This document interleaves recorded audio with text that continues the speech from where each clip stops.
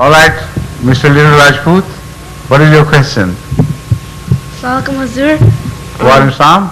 My question is, you have so much knowledge about everything, and could you please tell me the books you read to get all that knowledge you have? There is one thing of which I have no knowledge, among other things. I don't remember all the books I have read. Just tell me some. Fun? Thodi si deve. Is the best book among them is the Quran. If you read the Quran with concentration and in depth, then you learn of so many things. So that whenever you read any other thing, you remember something of the Quran, and in relation to the Quran, that other thing begins to have more meaning for you. And then it gets imprinted on your memory so that you remember it even without effort. So that is exactly what I have been doing all my life. I never made an effort to learn things artificially by cramming them or stopping there, no, I must remember this.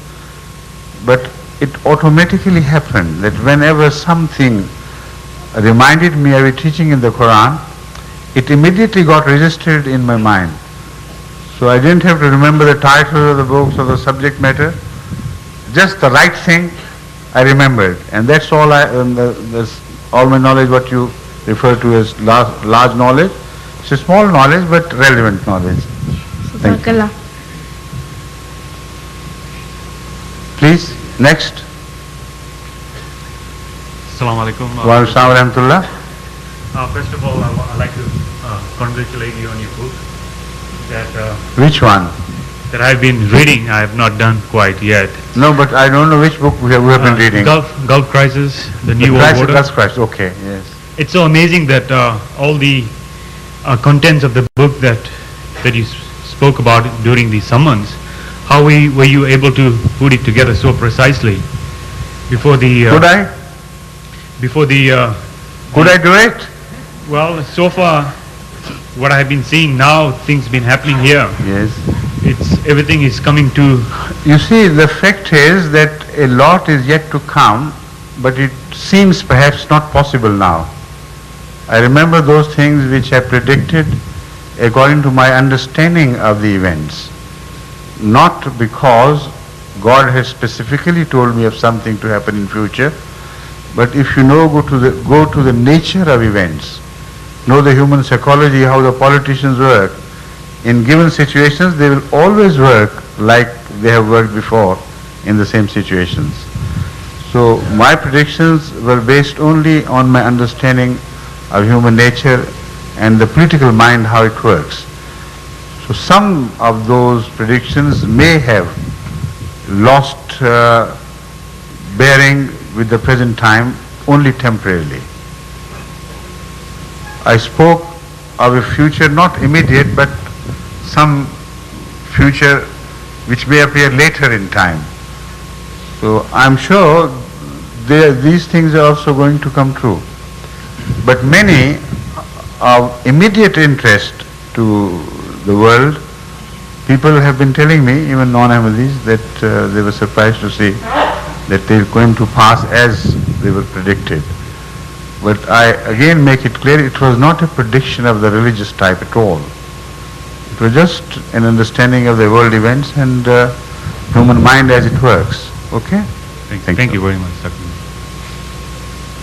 Please, it's not your turn. Is it your turn?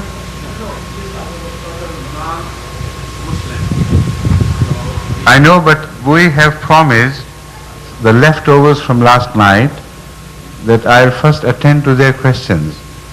When the list has run out, then inshallah I'll turn to others, please. If we have time, of course. Next, please.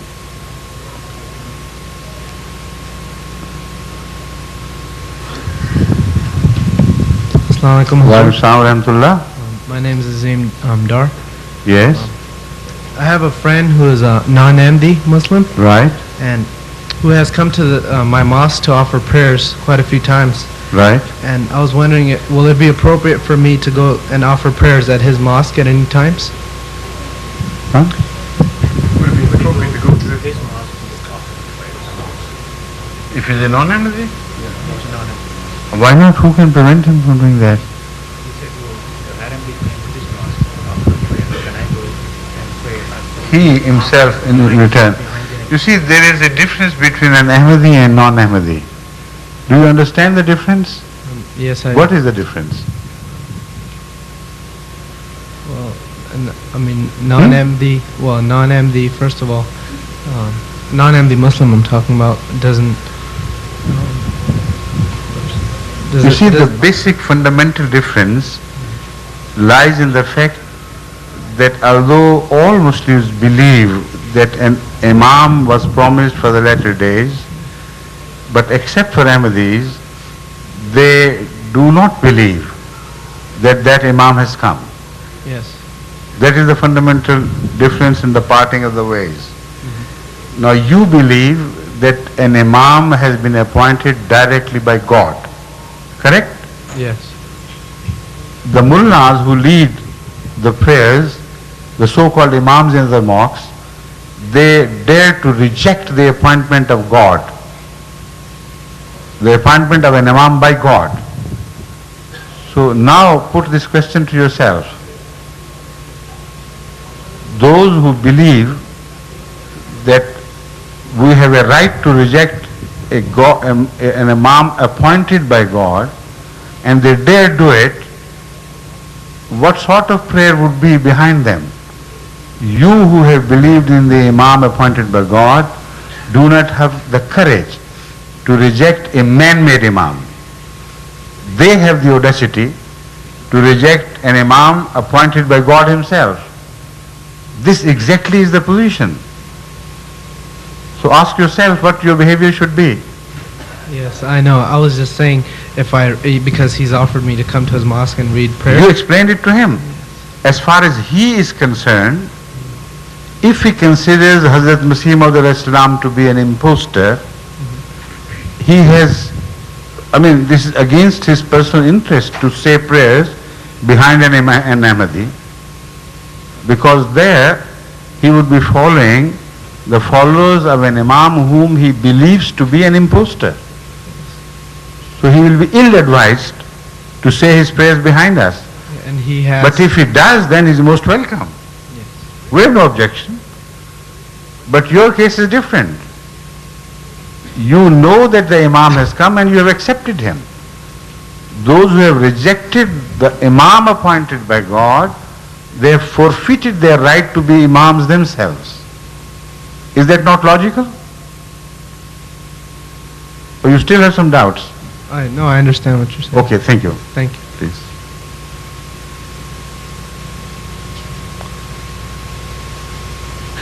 Assalamu alaikum. Wa alaikum assalam wa rahmatullah. Ziaul Haq. I have a friend, he's a born again Christian and always have a discussion on. Born again Christian. Yeah. He was born before you as a Christian? There's a sect in Christianity. Achha, okay. So we discussed Islam and Christianity. The other day he was very upset. He said, I'm very upset at your religion. I said, what happened? He said, he has a book, it's a national bestseller right now. It's called the Islam Threat by William Lindsay. Right. It has a description of all the Islamic countries and all that. But in one place it says the Islamic fundamentalism, they have the challenge the world, they're going to take over. So, The what is the question big objection? What is his objection? What is the big objection against it? The Yeah, Christians have taken over the whole world, right. and there is no objection against that. That's what I told him. Yes. My question But is, the Muslims naively believe that they can take over the world, which is a very hollow, stupid thought. It has nothing to substantiate it. All the Muslim countries entirely depend for arms supplies upon the Western people and the Western nations. So how can you fight a people when constantly you have to beg for arms? Please give us some bullets, we are going to fight you, and we are going to defeat you. Is there any logic in that? no. And where are they fighting Western countries? Show me one place. They're all fighting among themselves. What is happening in Nigeria, what is happening in Syria, what is happening in Lebanon, what is happening in Iran, Iraq, Afghanistan. Yeah. Just scan the view of the Muslim world, and their jihad only means that a Muslim must destroy another Muslim. So where is the fear of the West? This Why are they so worried about these things? They are very worried in the West that they're exporting this. Because it's artificially created fear. There is no substance in it. My point is, It suits them to keep their common people duped with the idea that we have an enemy. So let's join our forces against that imaginary enemy which doesn't exist. yeah, my point is the Only a public- single European country can crush the entire might of the Arab world. Germany, for instance. And they just build up the monsters which do not exist. Like they built a monster out of Iraq. Yeah, they're very right. You see? The point is, it makes difficult for like an image of Islam. That's what's tarnished. I know this is the point, but Yeah. what can we do about it? So how do we? We have no handle this? media to help us. Only MTA has come into being, and we are fighting to the best our capacity Yeah, what's my through best that answer? media. Yeah, what should be my best answer to this type of person? Haven't I given you the answer? No, I mean independently. Do you think it's the worst answer possible?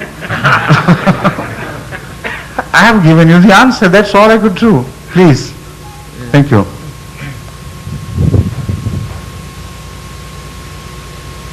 Yes, Raja Mansoor Sahib. In an inflationary economy, the rate of interest that is haram, is it the nominal interest rate or the real? What I mean is, if $100 is borrowed by a borrower today and the inflation rate is 5%, the Now nominal... tell me, your question is a bit odd. Now if you say it's bad for decent human beings to eat filth, now somebody asks you, is it bad to eat a little bit of filth or a little more of it? Filth is filth. That which is bad for economy in the end, that element, that principle of usury which works havoc with the economies of the world and boosts them artificially to begin with, and then becomes a cause of their ultimate collapse, which turns into wars. This collapse always results into wars. Now this is a well-established history of human crisis in the last 50 years or so, or last 70 years or so, let's say, and still they don't learn the lesson from this. It is the system against which we are fighting. An individual brush of compulsion or necessity does not make the difference if you still stand to rout this system and to destroy it and replace it with the Islamic concept of financial dealings. Thank you. Right? Thank you. Now this aspect has been discussed by me in detail in my small booklet, Islam, the Response to the Contemporary Issues. If you could lay your hands to that, in the section of economy, you will find some answers to the question, please. Thank you.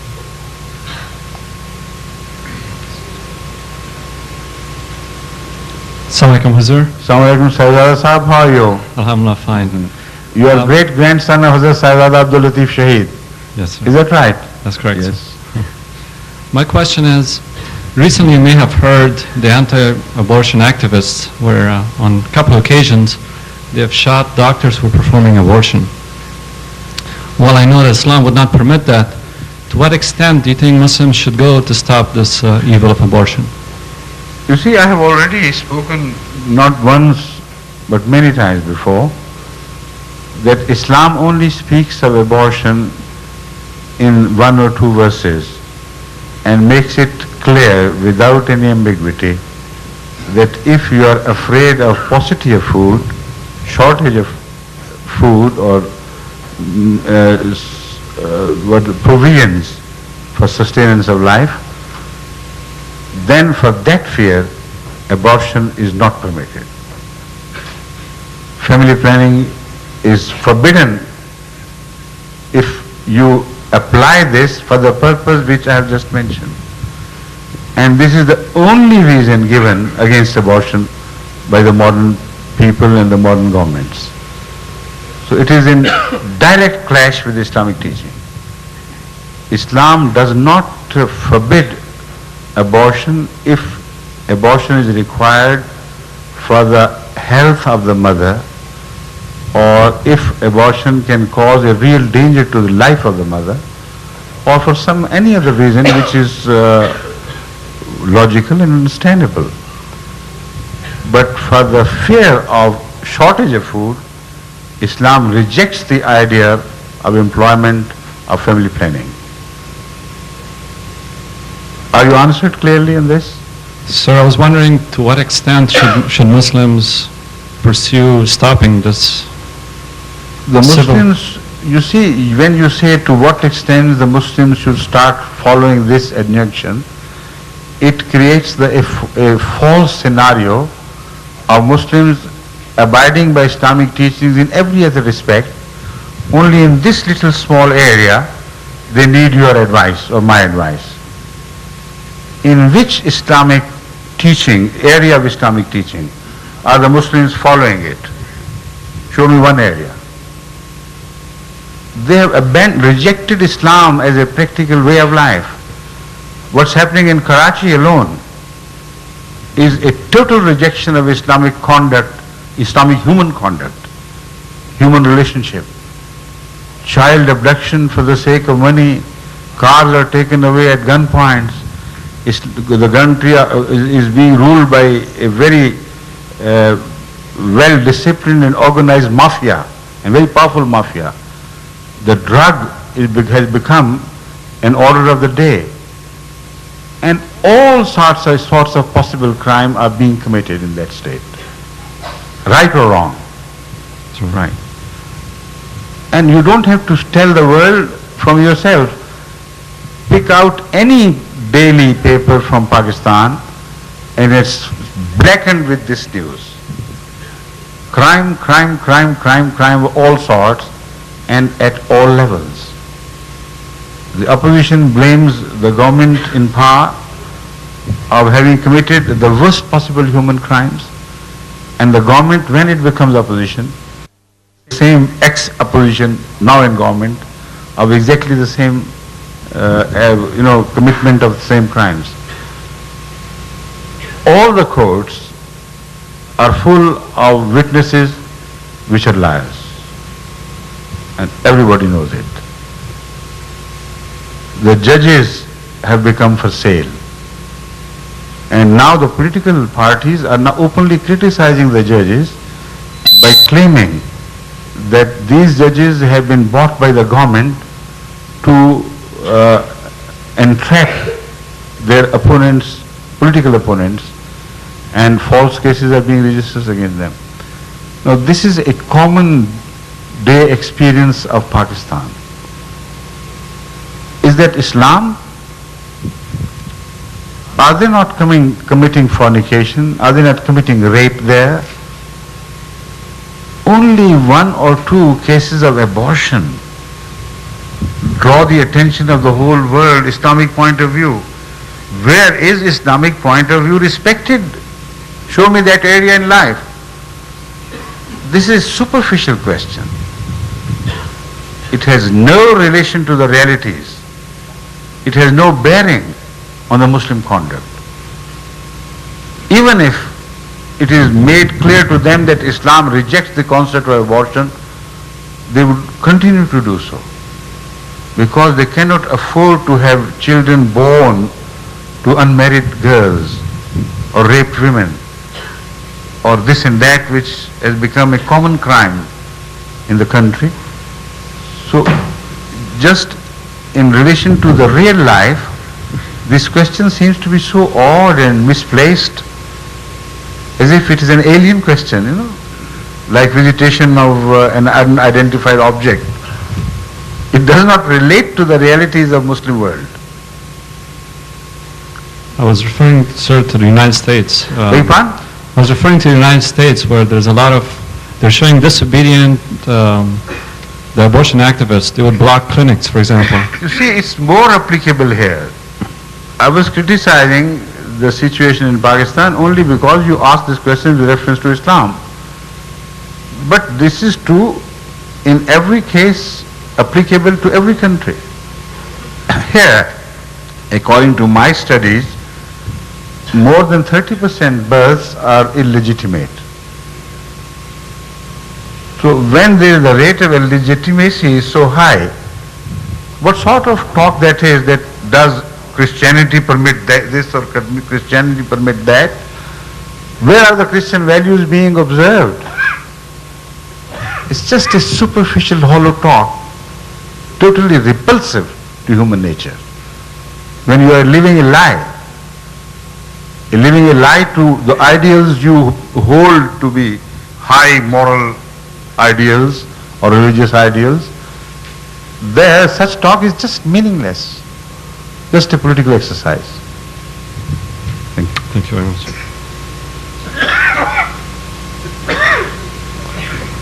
Next please. Assalamu alaikum, Huzur. Wa alaikum assalam wa rahmatullah. My name is Muhammad Sadiq. Yes, I know. These days, Haiti is a lot in the news. I wish you, please, to comment on the future repercussions of the deal between United States and General Cedros of Haiti, especially where immunity to prosecution is promised to the general, despite knowledge of the brutal atrocities committed under his approval. You see, you are dragging me into a political situation where no morals control the affairs and decisions. Politics is completely denuded of moral values. It knows only one law, that might is right. So why do you try to resolve political issues from the point of view of moral principles? They just do not exist. Let them do whatever they please. And they have proved once again that might is right.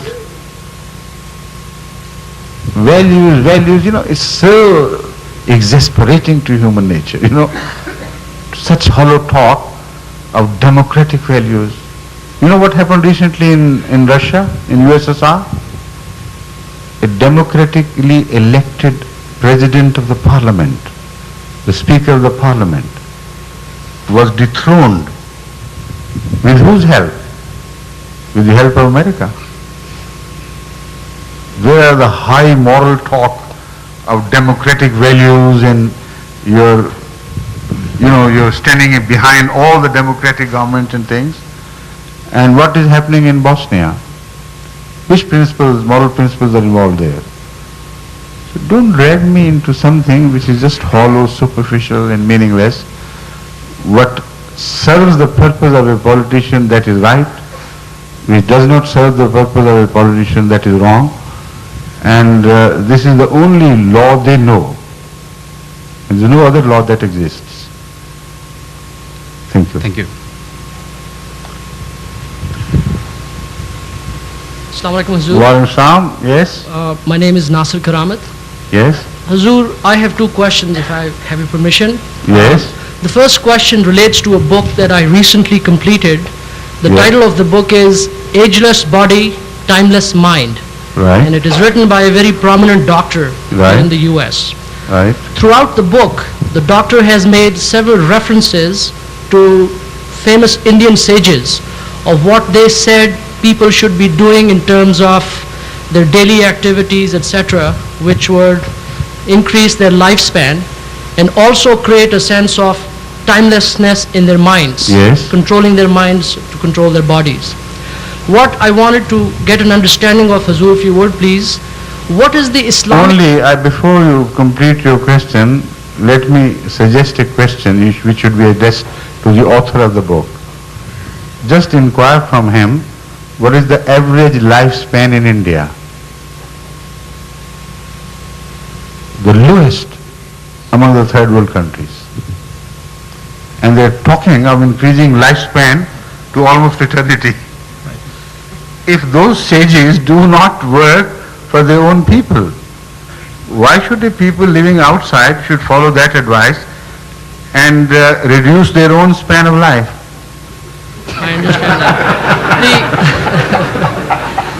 The question... Just as simple as that. I understand. Hazur, he... So you better ask this question to him and then come back to me Okay. with the answer you receive. Okay, I certainly will. And how old is he, this man? He is, the doctor himself is 44 years old. Well, so let's see how long he lives following those principles. Okay, next All right. question, please. Next question. The next question relates to, Hazur, what you covered this morning in your presentation to the Lajna. Right, You know, you were very appropriately pointing out some of the problems that we face in this society. right, The question of increasing crime, the drop in the morality level, etc., etc. right, And I think there are many reasons which a lot of us understand. I have had several discussions with attorneys on the question of the legal system in the United States. right, And in fact that the legal system here is very lax, which really doesn't punish the criminals who commit the crimes. Correct, Whether it absolutely be rapes or murders, Right, right, etc. And I have often attempted to discuss with them the Islamic viewpoint and the Islamic law, Right. giving references about, for example, Saudi Arabia. right. However, I don't have the in-depth knowledge or more knowledge where I can sit down and have a conversation with them as to discuss with them the Islamic viewpoint of what a But I legal must system... assure you that you are on the right path, absolutely right. There is the right attitude, right approach to be taken with these people because it's a hard fact. And what you said in the beginning, and you briefly dealt with it, has to be further enlarged. It's a hard fact that the modern tendencies in legislation are becoming kinder and more kind to the criminal and less protective of the innocent civilian. This is the fundamental principle of modern lawmaking, which is depriving the society of the protection of the law which the innocent society requires. So if you promote crime by being kinder to the criminal, the whole society will ultimately end up in total chaos. And this is what they are beginning to feel now. Whatever measures they take to stop crime fails. And they don't know what's happening to them. What's happening to them is simply that they are making it more and more difficult for law enforcing agencies to deal with the criminal and bring him to the book. The result is that sometimes even a police officer who has to shoot to save his own life is imprisoned for the crime, for committing a crime of using his powers too early and too much. If they prove, the criminals prove, that less could become preventive, so why apply greater force than the minimum required? So the laws have become very complicated. The basic principle which Islam pronounces in this area must be remembered by you. It will help you in your future discussions with these people. Islam believes in the principle of forgiveness. Islam also believes in the principle of retribution and punishment. Where does it draw a line where a common man with common sense could decide which action to take in the light of Islamic principles? This is the big question. Exactly. And it's made so easy in the Quran. Discussing the subject, the Holy Quran says that if somebody has been wronged, he has the fundamental human right to take his revenge, but to the extent only that he has been wronged, not to go an iota beyond the limit of the wrong which has been done to him. So because it is in the name of justice, you could not permit injustices of any sort. So that is one thing. But the Holy Quran goes on building the same subject and says, but if you forgive, provided that forgiveness promotes reformation, then it is better in the sight of Allah. Allah loves those who forgive to reform. This is a very profound wisdom in this. It's a common day knowledge. In everyday life, those mothers who forgive children who always abuse that forgiveness and become more naughty and mischievous and begin to become a source of terror for the surroundings, these mothers are responsible for that. And these children are ultimately the future criminals of the society, which go totally beyond the arm of law to be controlled. Now, the Holy Quran says forgiveness is beautiful, provided it reforms. If forgiveness is promotive of crime, that forgiveness becomes a crime in itself. But we know in everyday life also that some children, if spoken to kindly at the time of the folly they have committed, with loving care, with sadness in your tone, you feel ashamed for them and they react exactly as you want them to react. They feel so bad, much more punished than you could punish them with a rod, for instance. And this behavior on the part of the parents promotes reformation so powerfully that I have practiced this myself in my dealings with children. They always reform even beyond your expectations. So what is true in the family circle is true in the society. It's exactly true, it's exactly applicable. So if lawmakers forget this principle, and in the name of decency, in the name of civilization and modern values, they go on being kind to the criminal, what they are doing is they are being hard to the innocent. So they lose that balance in favor of the wrong, in favor of the evil. So this is what you should understand with reference to the Quranic teaching and discuss with them. All right? Thank you. Thank you. Assalamualaikum, Hazur. Waalaikumsalam. My name is Mustafa Ahmed. Yes.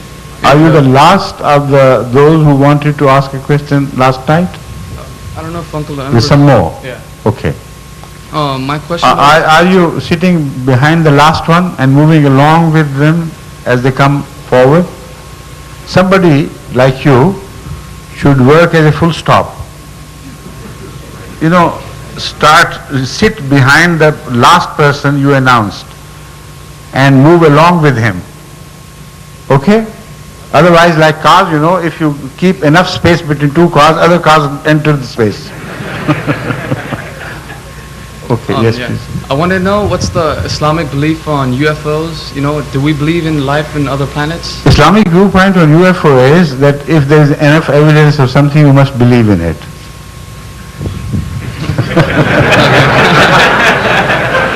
Thank you. All right, that's fine. Thank you. Thanks. Next, please. Assalamu alaikum. My name is Hamid Ahmed Jahangiri. Yes, please. Sir, as we all know that this century is drawing to close and the next century is going to come up. Right. So I would ask rather two questions. One is that should we anticipate a new imam for the new century? And if there is a new imam... Are you fed up with the last one?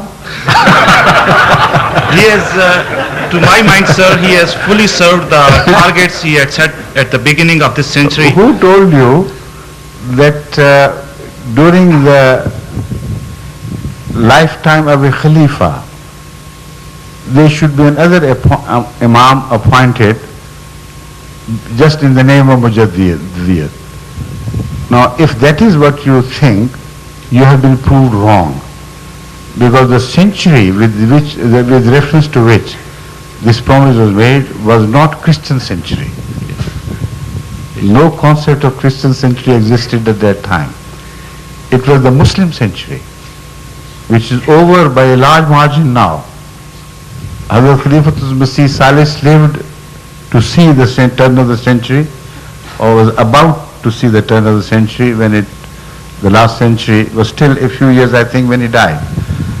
And then I came, and ever since the century continues, and we have not seen any Imam anywhere. Okay, sir. So there is a misconception that while Khilafat continues, there should be a separate Imam appointed by God. That promise, in fact, is in view of a situation where Khilafat comes to an end and there is no alternative available. To fight the problems of chaos and to save Ummah from ultimate annihilation, God promised that at the end of every century to give you a new boost, to rehabilitate the lost values. God will create an Imam. But Khalifa is an Imam. And an Imam which has been mentioned in the Holy Quran, while that Imamat of Mujaddidiyat is not mentioned in the Quran.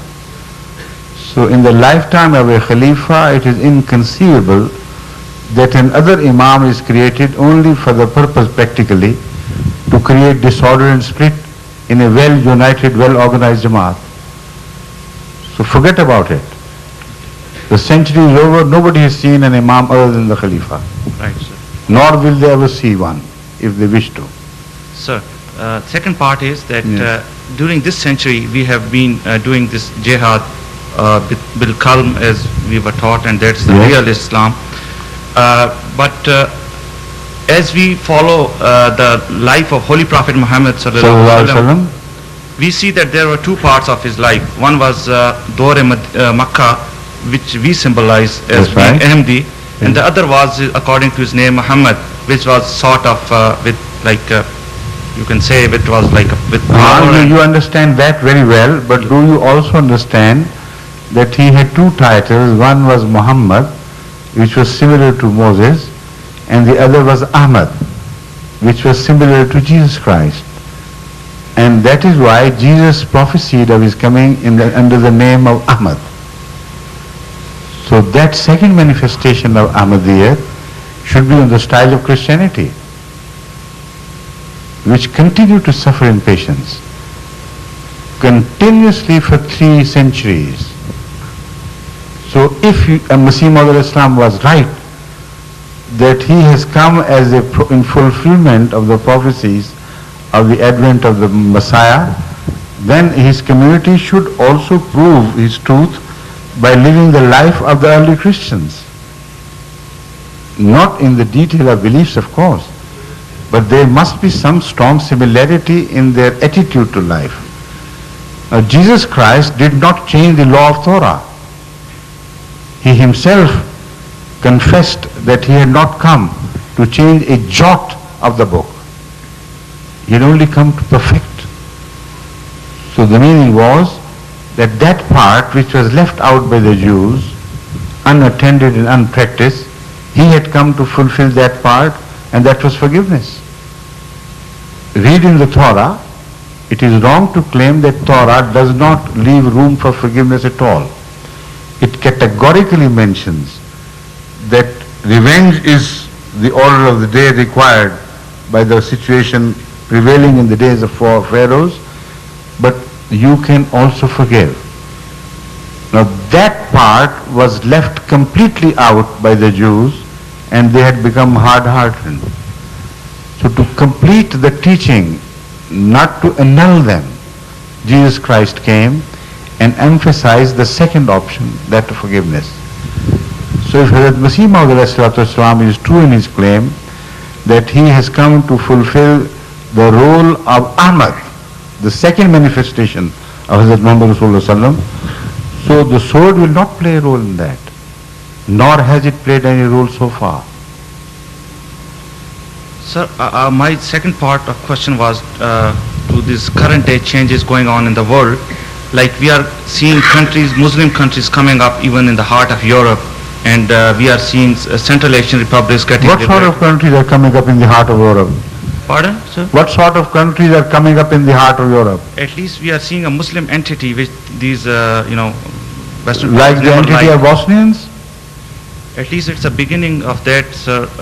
Forget Yes. about that. Please stop being naive. There is no such thing as Muslim powers arising in the heart of Europe. They're just dreams. The Muslim might is not even in the Muslim countries. They are 100% dependent on their survival upon the West. Saudi Arabia is surviving at the pleasure of America, isn't it not? Is it not? Yes, you're right. And all the Muslim countries are looking up to some Western country privately, if not in public, for survival and for mutual agreements of defense, etc. Kuwait, or whatever you may call it, they're all secretly in league with the Western powers, and their survival depends on that. And you're talking of a Muslim power arising in Europe. I don't see any. So my opinion of it about these changes was that wasn't it like Dore Medina or You are still at it. That Dore Medina and Dore Makkah remained the two manifestations of Muhammadiyat. Ahmadiyyat was yet to come, and it was to be manifested in the role of Hazrat Rasul Akram sallallahu alaihi wasallam, which was predicted in the New Testament by Jesus Christ himself. And he prophesied for the coming of the Prophet under the title of Ahmad, which is a mild manifestation of patience. While Moses prophesied of his coming as Muhammad. So his entire first phase was a manifestation of Muhammadiyat. To divide the time not in the short circle of 23 years, divide the time with reference to the prophecies in the larger area of 2000 years or so. So take your cue from Christian behavior as against the Jewish behavior.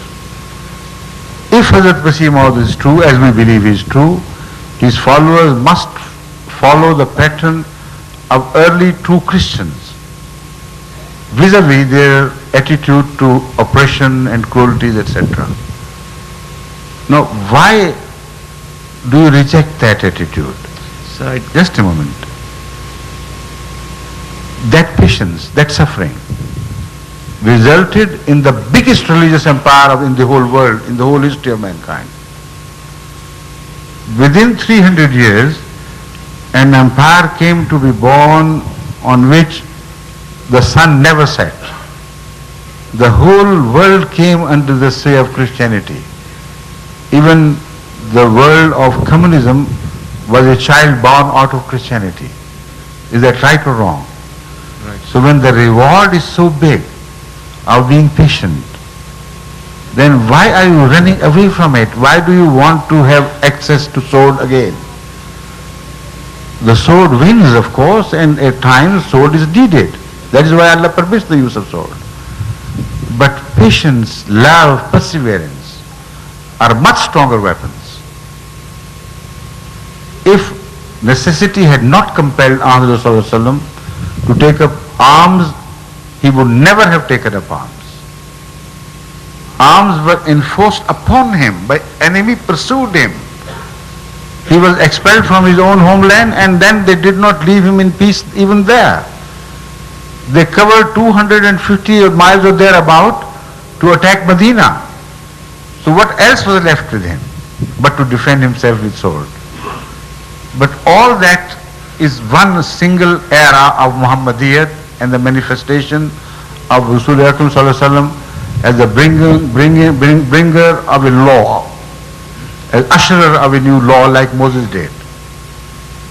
The face of Ahmadiyyat was to tally with the face of Masihiyyat, of which Ahmad Sallallahu Alaihi Wasallam had himself prophesied. Right? Yes, sir. Thank you. Thank you very much. Please. Hazur, we've reached a... Where is the full stop? I don't see him moving along. Huh? Where has he gone? You are the full stop. You are the full stop. And you are asking a question yourself. No. We've reached a full stop of those No, yesterday. just please. We have done with them and the time is more than over. but I understand there is a non-Ahmadi or non-Muslim present who would like to ask a question. So exceptionally, I would invite him to do that, please. Assalamu alaikum. Wa alaikum salam. I'd like to modify that non-Ahmadiyya, first of all. Right. Lots of my friends are Ahmadis and they think that I'm part of the Jamaat, so I call myself as honorary Ahmadi. Is that right? No, but somebody just suggested that there was a non-Muslim present who would like to ask. They refer to me, Your Honor. They refer to you? Yes. I see. I see. Right. Thank you very much for allowing me to ask you some question. Please do. It gives me great happiness to see you in person. I saw you last time in Canada. Mr. Kosar invited me to go there, and I'm thankful to him for that. I did.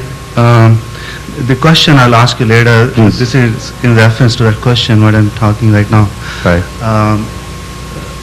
When I was in Canada, I was quite impressed. I could feel, just looking at you, a radiation of love and peace. And I've listened to your khutbahs several times on TV here, and I'm very fortunate to listen to you again. The question I'm going to ask you is, if you don't like it, please forgive me for that. No, it's all right.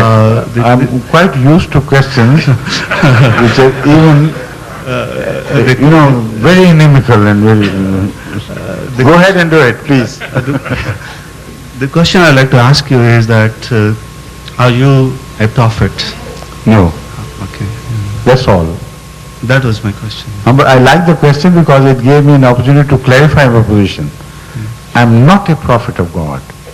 The concept of prophethood is different in Islam than ordinarily understood.